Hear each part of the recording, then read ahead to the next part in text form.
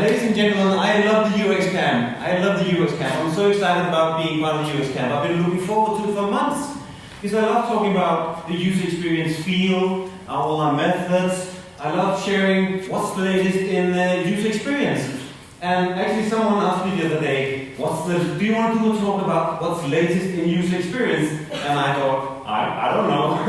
And then I thought, well, maybe it means what's the latest in user experience for me? And I'm thinking, well, I was looking at my previous Ignites. I made only like 3 or 4, and I thought, okay, I can actually see some progression. I'm actually talking about the same sort of thing all along, so maybe there's something going on here.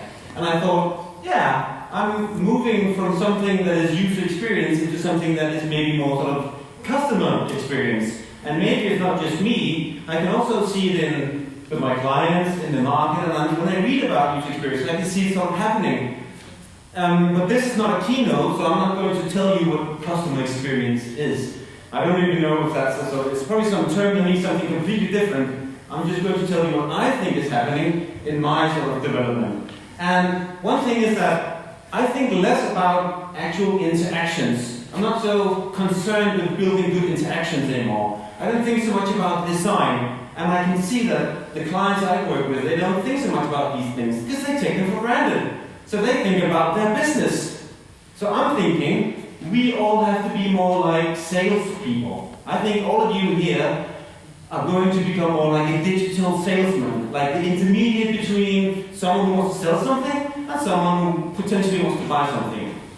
So I'm looking more over to the other crowd, the sales and the online marketing people, see what they are trying to say. And they have people like this guy. He is awesome. He looks dangerous. It's the Flint, and he says, we're not optimizing websites, we're optimizing thought processes. And I'm thinking, thought processes? I didn't hear about that when I went to the IT university, so maybe it's not part of our curriculum to think like that. So I think it's not so much about supporting interaction anymore. It's more about creating interaction, motivating interaction, take control of the interaction, and then just let the interaction happen. It will be great, no matter what.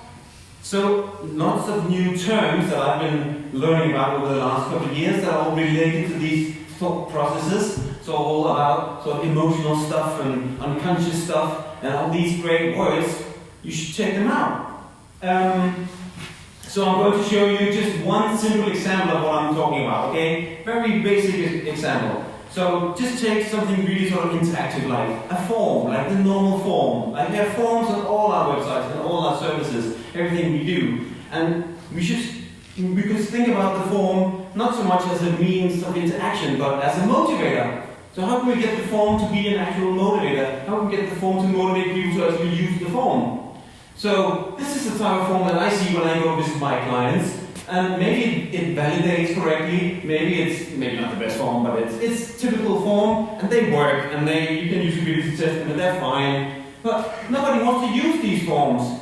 Now this is the type of form that I'm talking about. The form is just a tiny little bit of this interaction. Everything else is motivating using the form. Everything here points towards using the form. There's even an arrow that says, click here and type here.